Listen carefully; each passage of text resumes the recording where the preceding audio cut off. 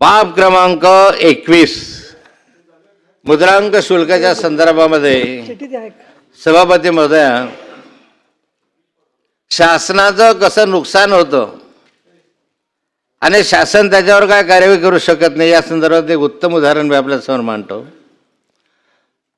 सभापती महोदय, छत्रपती संभाजीनगर तालुक्यातील मौजे अब्दी मंडी येथील गट क्रमांक 46-1, 46-2, 50, 59 व 73 ह्या माळीवाडा शिवारातील गट क्रमांक 11, 12, 26, 37 व 42 क्षेत्र 250 एकर हे अध्यक्ष महोदय, ही 250 एकर जमीन ही निर्वासितांची जमीन आहे, निर्वासित जमीन आहे. इवेको भारत पाकिस्तान वेगळं झाल्यानंतर अनेक लोक पाकिस्तानमध्ये निघून गेले. त्याच्यामध्ये बहुतांश लोक परत आले नाही, परंतु प्रॉपर्ट्या या ठिकाणी राहिल्या. त्या प्रॉपर्टीत ज्या राहिल्या त्यांना वारस नव्हता, म्हणून सरकारने ह्या सगळ्या बिनावारसी जमिनी ज्या आहेत त्या निर्वासित घोषित केल्या आणि सरकारने त्या आपल्या ताब्यामध्ये घेतल्या. अध्यक्ष महोदय, त्यातली एक हे 250 एकर जमीन ही छत्रपती संभाजीनगरच्या शेजारी जे दौलताबाद आहे त्या शिवारामध्ये ही जमीन आहे. अध्यक्ष महोदय, स्वातंत्र्यानंतर जवळपास 70-75 वर्ष झाले या जमिनीला कोणीही वारस नव्हता, परंतु त्या ठिकाणी मग काही जणांनी वारस दाखवला. 77 वर्षानंतर वारस निर्माण झाले. खरं म्हणजे पाकिस्तानात राहणाऱ्या माणसाला हिंदुस्थानामध्ये वारस 77 वर्षानंतर कसे काय झाले हाही एक संशोधनाचा विषय आहे. परंतु वारस दाखवून अध्यक्ष महोदय त्यांनी त्या ठिकाणी आम्ही या जमिनीचे वारस आहोत म्हणून जिल्हाधिकाऱ्यांकडे, संभाजीनगरच्या जिल्हाधिकाऱ्यांकडे अर्ज केला की आम्हाला वारसा हक्काने जमीन मिळावी. जिल्हाधिकाऱ्यांनी नियमाप्रमाणे कार्यवाही करावी म्हणून तहसीलदाराला कळवलं किंवा नियमात तपासून घ्या आणि नियमाप्रमाणे कार्यवाही करा. तिथल्या तहसीलदारने या संदर्भामध्ये नियमाप्रमाणे कारवाई करायच्या ऐवजी त्याने त्या ठिकाणी कुठलीही चौकशी न करता, जाब न पाहता, वारस तक्ते न पाहता, सक्सेशन सर्टिफिकेट न पाहता ती जमीन आहे ती त्यांच्या नावावर लावून टाकली. आणि हे प्रक्रिया अध्यक्ष महोदय एका दिवसात झाली.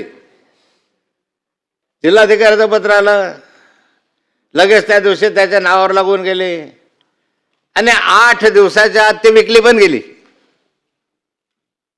या ठिकाणी अध्यक्ष महोदय 250 एकर जमिनीची किंमत आजच्या दृष्टिकोनात 4 कोटी रुपये एकर जरी संभाजीनगरची म्हटली तरी ते 1000 कोटी रुपयाची, 2 कोटी रुपये एकर जरी म्हटली तरी ते 500 कोटी रुपयाची जमीन आहे.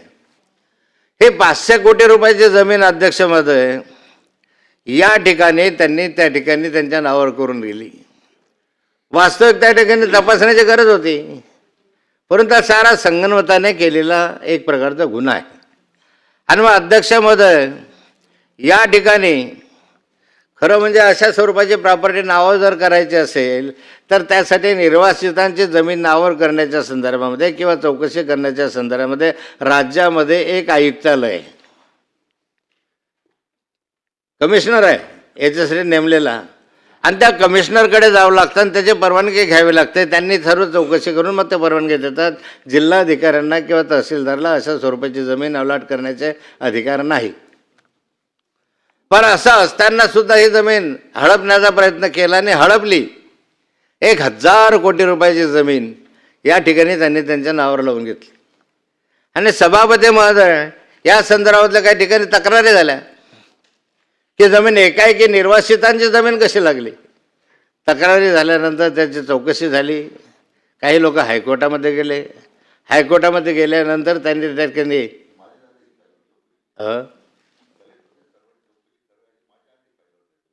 माझा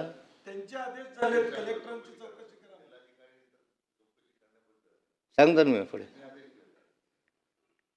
तुम्हाला माहिती आहे त्यांनी दिलेत.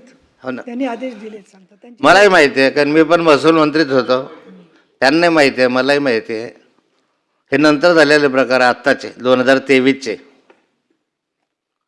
मला अध्यक्ष महोदय हायकोर्टामध्ये गेले. हायकोर्टाने त्या ठिकाणी याची चौकशी करावी म्हणून आदेश दिले. चौकशी करावी असे आदेश न्यायालयाने दिल्यानंतर अध्यक्ष महोदय या ठिकाणी याची चौकशी करण्यासाठी मग 3 IAS अधिकाऱ्यांची नियुक्ती झाली. त्याच्यानंतर हे ठीक आहे, 3 IAS अधिकाऱ्यांची नियुक्ती झाली. त्यामध्ये एक सुधांशु होते जे जमाबंदी आयुक्त होते, एक काळमेघ का नगरचे जिल्हाधिकारी होते आणि गमे होते. हे 3 IAS अधिकाऱ्यांनी त्याची चौकशी केली.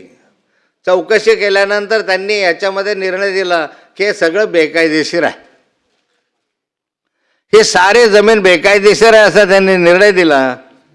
अध्यक्ष महोदय, ह्या निर्णयाच्या आधी ही जमीन 8 दिवसाच्या आत ज्यावेळेस नावावर लागली त्याच्यात 8 दिवसाच्या आत एक तन्नू अग्रवाल, एक मन्नू अग्रवाल, तनू आणि मनू आणि तिसरा एक कोणी आहे, या तिघांनी ती विकत घेतली. आणि हे विकत घेत असताना मी याच्यासाठी अग्रवाल का काय त्यांचं नाव काय आहे माहीत नाही, पण तन्नू आणि मन्नू हे 2 जण त्याच्यामध्ये आहे आणि तिसरा एक आहे. या तिघांनी सभापतीमध्ये आश्चर्य आहे की जमीनचा व्यवहार एका दिवसात झाला, एका दिवसामध्ये रजिस्ट्रेशन झालं, एका दिवसामध्ये नावावर लागले आणि 6.5 कोटी रुपये पहिला टप्पा याच्या संदर्भामध्ये मुद्रांक शुल्क म्हणून दिला. आता हा 6.5 जमीन 21 लाखाचं मुद्रांक पहिल्या टप्प्यातलं हे दिलं. आता हे मुद्रांक शुल्क जे दिलं अध्यक्ष महोदय, तर ते मुद्रांक शुल्क रोखीनं दिलं असं दाखवण्यात आलं आहे. वास्तविक मुद्रांक शुल्क एवढा रकमेचं रोखीनं दिलंच जात नाही किंवा तसं आपल्याकडे नियम पण नाही आहे. ते दिलं की नाही दिलं याची माहितीसुद्धा नाही आहे. आणि आज अध्यक्ष महोदय हा सगळा व्यवहार सुधांशु कमिटीने या ठिकाणी 3 IAS अधिकाऱ्यांनी दोषी धरल्यानंतर सुद्धा आजपर्यंत याची कार्यवाही झालेली नाही आहे. का कार्यवाही होत नाही अध्यक्ष महोदय? कुणाचा जबाब आहे या कारवाईच्या संदर्भामध्ये? तर एकंदर अध्यक्ष महोदय या कारवाईच्या संदर्भामध्ये डोळे दाखवत आहे. उलट ज्या तहसीलदारने हे व्यवहार सारेचे सारे केले त्यांना निलंबित तर केलंच नाही, उलट त्याला त्या ठिकाणी प्रमोट करून देण्यात आलं. हा सगळा व्यवहार जर पाहिला तर राज्य सरकारची 1000 कोटी रुपयाची हानी झाली. एका बाजूला तुम्ही कर्ज काढतात आणि दुसऱ्या बाजूला त्या ठिकाणी अशा स्वरूपाचं तुमचं मुद्रांक शुल्काचं नुकसान होतं.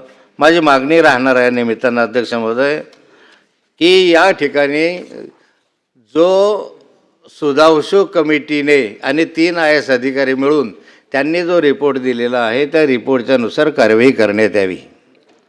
त्यांनी जो रिपोर्ट दिला आणि त्याच्यामध्ये जे दोषी अधिकारी असतील त्या दोषी अधिकाऱ्यांच्या विरुद्ध कार्यवाही करण्यात येईल.